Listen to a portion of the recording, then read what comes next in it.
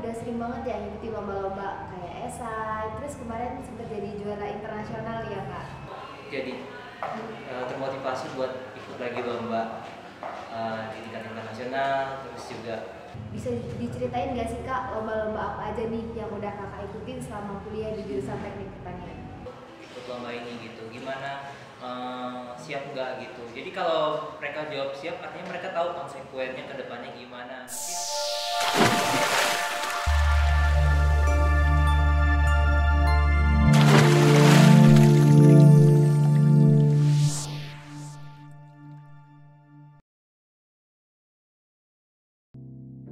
Halo, selamat pagi Tepers. Balik lagi di Permatep Edutainment episode 5. Bersama saya, Fadila Kuryasari dari Teknik Pertanian Angkatan 2020. Jadi, di episode kali ini kita bakalan ngobrol-ngobrol nih sama salah satu mahasiswa berprestasi yang sudah mengikuti banyak lomba. Oke, di sebelah saya udah ada Kak Ogas nih. Selamat pagi Kak Ogas. Pagi. Gimana nih Kak kabarnya? Alhamdulillah baik. Sebelum kita mulai, boleh ya Kak kita kenalan dulu? Silakan, Boleh Kak. dong, boleh. Kenapa Silakan, enggak? Kak. Oke, perkenalkan nama saya Muhammad Ogas Saputra. Biasa dipanggil Ogas dari jurusan Teknik Pertanian Angkatan 2019. Oke Kak, Kak Ogas nih kan udah sering banget ya ngikuti lomba-lomba kayak esai, terus kemarin sempat jadi juara internasional ya Kak. Terus juga lolos pendanaan PKM. Bisa diceritain gak sih Kak lomba-lomba apa aja nih yang udah Kakak ikutin selama kuliah di jurusan Teknik Pertanian? Kok di-spill sih? Internasional ya. Kalau yang pertama itu International Smart Farming Competition. Tapi sebelumnya ada yang nasional juga, itu yang Unila. Yang ngadain Unila waktu itu juara 2, ngangkat pertanian juga. Dan dari situ jadi termotivasi buat ikut lagi lomba di tingkat internasional, terus juga PKM, pendanaan juga lolos alhamdulillah. Wah, banyak banget nih Tepers, ternyata Kak Ogas pengalamannya cukup luas ya.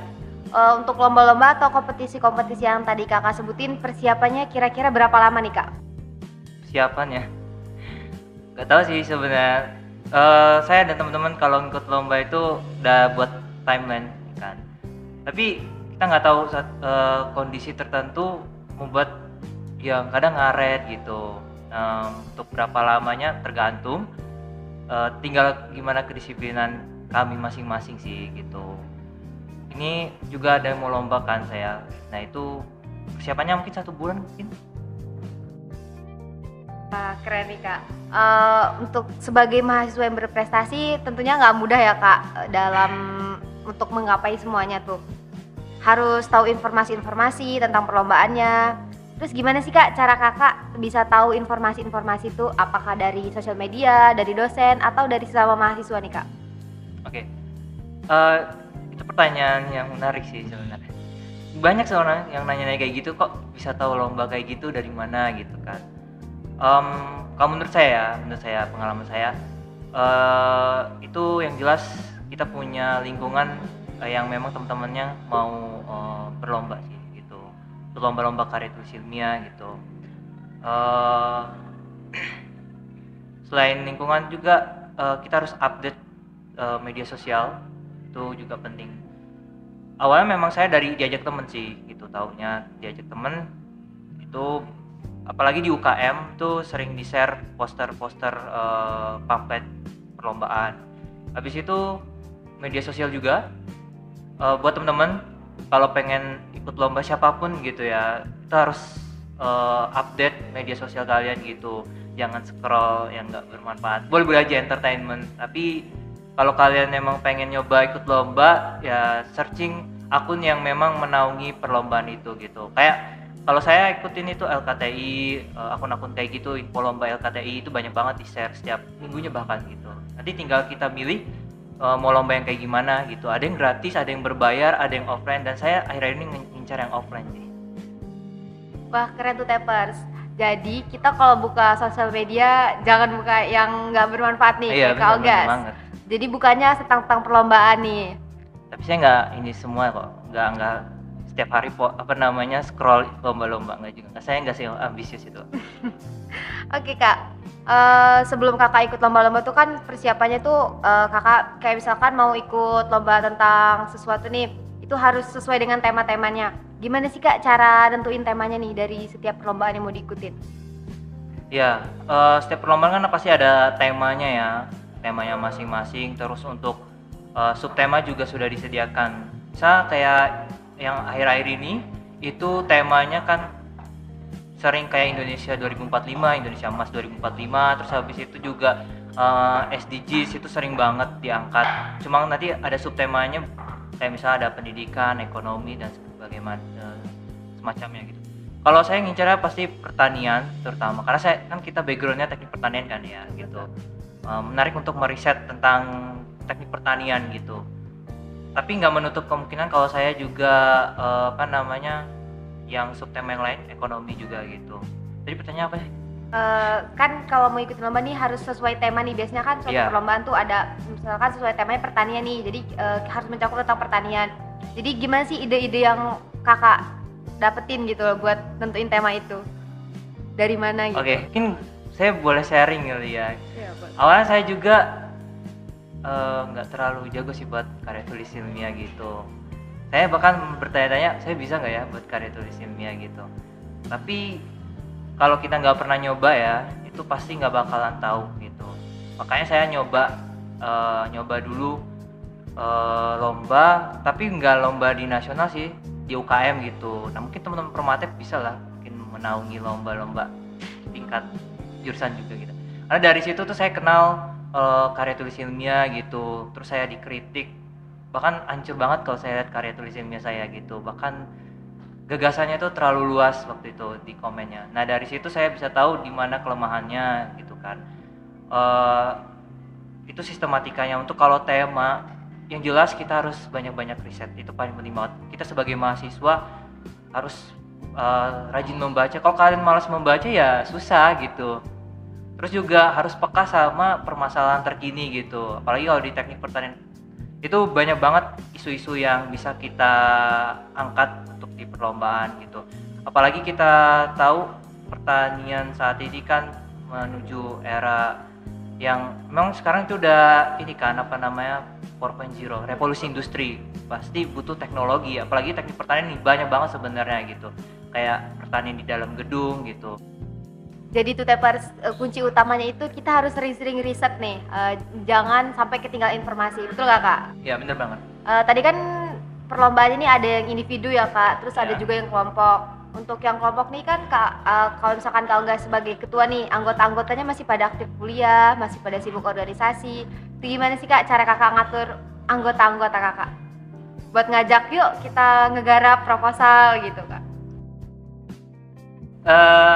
Yang jelas kalau saya nyari anggota itu pertama kan saya pasti nyari-nyari gitu, dan saya harus tanya dulu, kamu mau nggak untuk ikut lomba ini gitu, gimana, siap nggak gitu. Jadi kalau mereka jawab siap, artinya mereka tahu konsekuennya ke depannya gimana. Mungkin yang tadinya banyak tugas, mungkin mereka bisa menyediakan waktu untuk lomba gitu, terganggu lah katakan.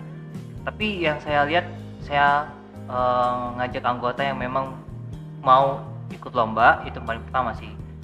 Terus kalau masalah bisa nggak sih nulis karya tulis ilmiah yang bagus itu kayak gimana gitu, terus strukturnya benar, saya bukan nggak penting, tapi itu bukan yang utama gitu. Tapi yang pertama tadi dia pengen dulu aja sih. Nah kalau masalah dia nggak bisa gitu, itu bisa kita ajarin gitu, karena saya juga belajar, justru saya belajar juga gitu. Jadi di kelompok itu sama-sama belajar. Nanti kalau memang ada yang salah, kita bisa saling koreksi satu sama lain. Tapi yang paling penting adalah kemauan untuk ikut lomba. Itu aja sih. Oke kak, ada nggak sih kak kriteria tersendiri untuk milih anggota selain anggota itu mau sama niat? Oke, saya memilih anggota ya, itu selain dia mau atau enggaknya, saya juga nggak ada kriteria khusus sih sebenarnya gitu. Saya lebih ke mereka yang mau belajar untuk membuat karya tulis ilmiah gitu. Cuma harapan saya kenapa ngajak teman-teman lain gitu, terutama saya menargetkan mereka-mereka yang belum pernah di teknik pertanian angkatan 20, 21, 22 mungkin. Terus juga saya sedang menggait mereka gitu.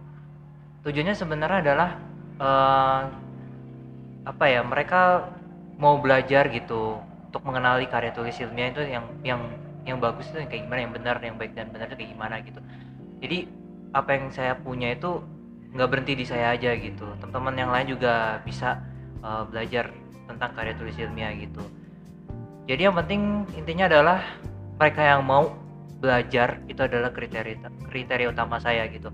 Masalah mereka yang pintar atau enggaknya buat saya gimana ya, nggak, orang pintar itu nggak bisa menjamin bisa diajak kerjasama buat lomba. Buat saya seperti itu, saya pernah punya pengalaman kayak gitu. Jadi yang penting dia mau belajar dan setidaknya saya tahu personalia dia kayak gimana gitu, itu yang paling penting sih. Jadi ya itu aja. Wah, boleh nih Tepers, buat kalian-kalian yang mau belajar dan mau ikut lomba, boleh nih join gabung sama Kogas, betul nggak Kak? Tapi saya udah mau lulus loh.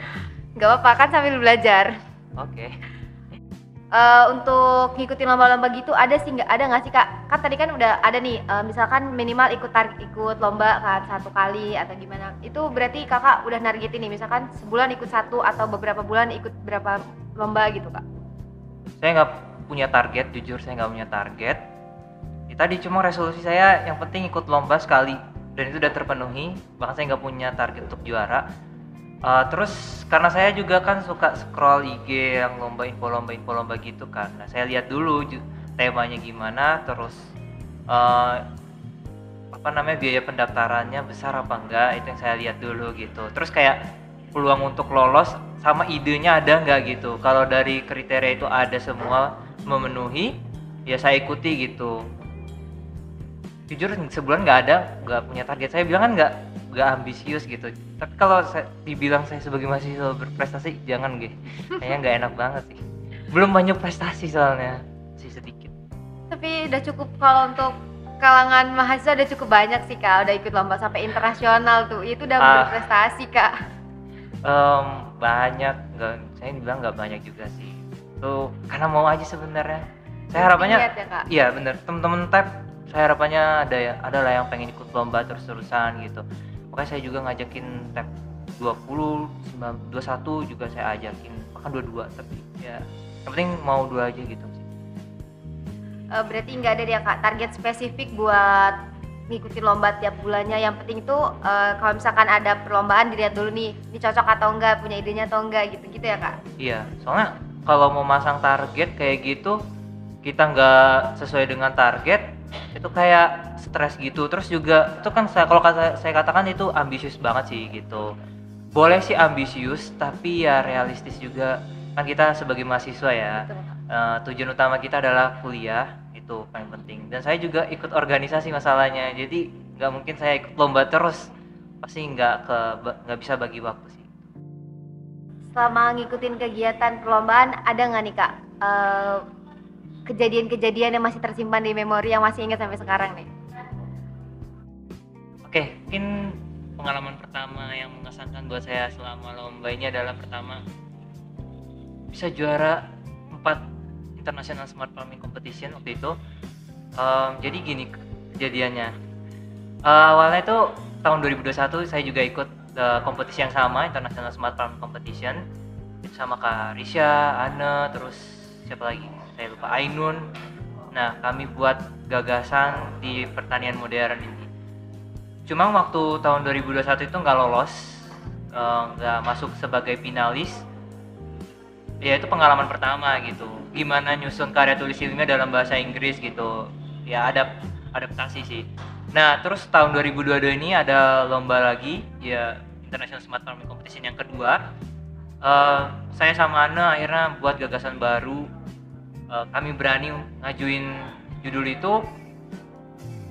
Kami nggak yakin sebenarnya bakal lolos apa nggak bakal lolos gimana gitu, karena melihat pesaingnya tuh dari UGM, dari ternama gitu kan.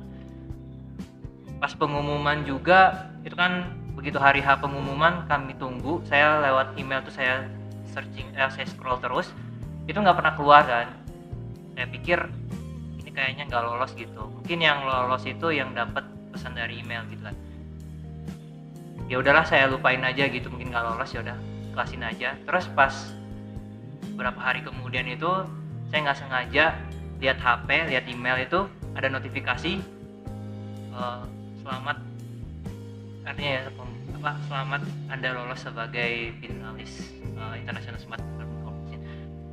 Saya sampai nelpon temen juga ya, gitu, sampai ya Kak. Ya gitu. Soalnya saya lihat juga saingannya nggak ada UGM, nggak ada yang keren-keren gitu. Nggak tahu mungkin mereka nggak ikut apa gimana, tapi jadi suatu pengalaman yang sangat mengesankan gitu, bisa bersaing di tingkat internasional.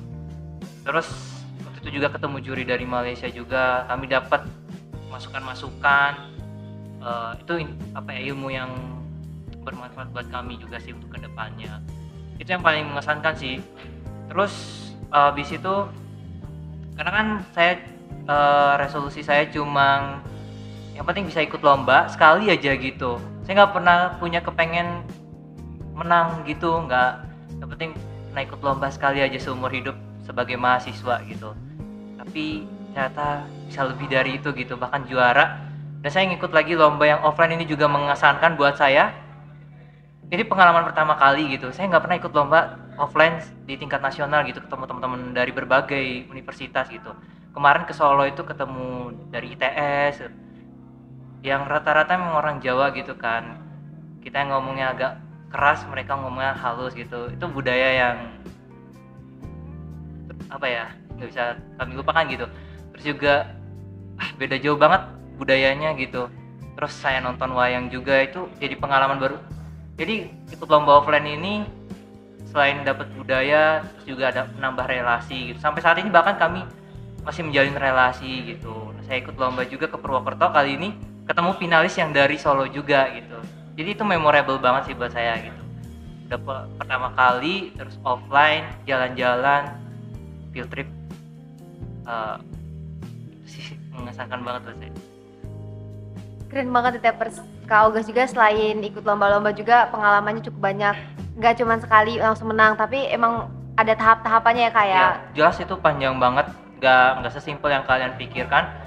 Saya sampai rela ngurangin jam tidur gitu, bahkan pernah tidur 1 jam doang tuh berkali-kali gara-gara nyusun PKM proposal gitu dalam waktu 1 minggu. Itu berat banget, gak gampang sih. Jadi kalau kalian ngelihat saya, siapapun yang juara, jangan pikir kayak enak banget gitu ya, padahal di balik proses itu ada perjuangan yang panjang banget, kalian aja nggak tahu gitu. Oke, boleh nih dari Kak Ogas nyampein pesan sama closing statement buat Tepers yang lagi dengerin ya. Oke. Saya bingung. Nervous juga loh diundang kayak gini-ginian gitu ya. Sebagai mahasiswa, suatu kehormatan buat saya untuk bisa datang dalam acara ini. Saya nggak ngeduga bakalan diundang kayak gini ya. Buat teman-teman TEP, mahasiswa aktif ya, kalau dari saya sendiri, manfaatkan waktu kalian sebagai mahasiswa gitu. Saya pernah waktu lomba ke Solo itu ikut seminar, itu dosen dari UGM, dia ngomong gini, mahasiswa itu punya 1000 kesalahan di kantongnya gitu.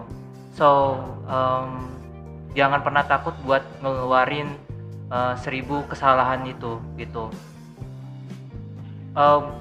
Saya takut gak bisa ikut lomba ini gitu, saya nggak tahu caranya, saya pikir saya jelek gini. Kalau kalian udah berpikir kayak gitu ya kapan mau majunya gitu. Semua itu berawal dari mau dan mencoba gitu. Kita nggak akan tahu gimana hasilnya kalau kita nggak pernah nyoba. That's the point sih, yang kayak gitu penting banget. Yang jelas kita punya goals sendiri gitu kan. Apapun kalian punya minat dimanapun, olahraga, seni, atau apapun itu, jalanin gitu. Selama kalian menyukai hal itu gitu. Karena saya honestly enjoy banget sama apa yang saya lakukan gitu. Jadi saya nggak pernah merasakan terbebani gitu. Makanya mungkin buat mereka yang lomba terus kayak nggak bisa bagi waktu, menurut saya permasalahannya adalah mereka nggak enjoy dalam melakukan kegiatan itu. Jadi yang penting adalah buat saya, buat teman-teman semua terutama gitu, mahasiswa yang masih aktif, manfaatkan waktu yang ada gitu. jangan jadi kupu-kupu kuliah pulang doang gitu. Banyak banget momen-momen yang bisa kalian ciptain di perkuliahan ini gitu. Nggak perlu takut salah, harus nyoba banget sih menurut saya. Karena kita nggak akan pernah tahu hasilnya kayak gimana kalau kita nggak pernah nyoba. Saya bisa jalan-jalan ke Solo, bahkan ini mau ke Purwokerto ya, itu awalnya emang dari nyoba gitu. Terus jaga kesehatan buat temen-temen semua. Yang jelas buat saya enjoy aja sih apa yang pengen kalian lakukan gitu, selama itu positif ya tentunya. Kalau enjoy pasti hasilnya bakalan bagus buat saya gitu, apapun itu. Oke, itu dia tadi Tepers, sharing-sharing kita sama Kak Ogas nih tentang perlombaan. Makasih untuk Kak Ogas yang udah nyempetin waktunya buat sharing-sharing bareng kita di sini. Sampai ketemu di episode selanjutnya Tepers.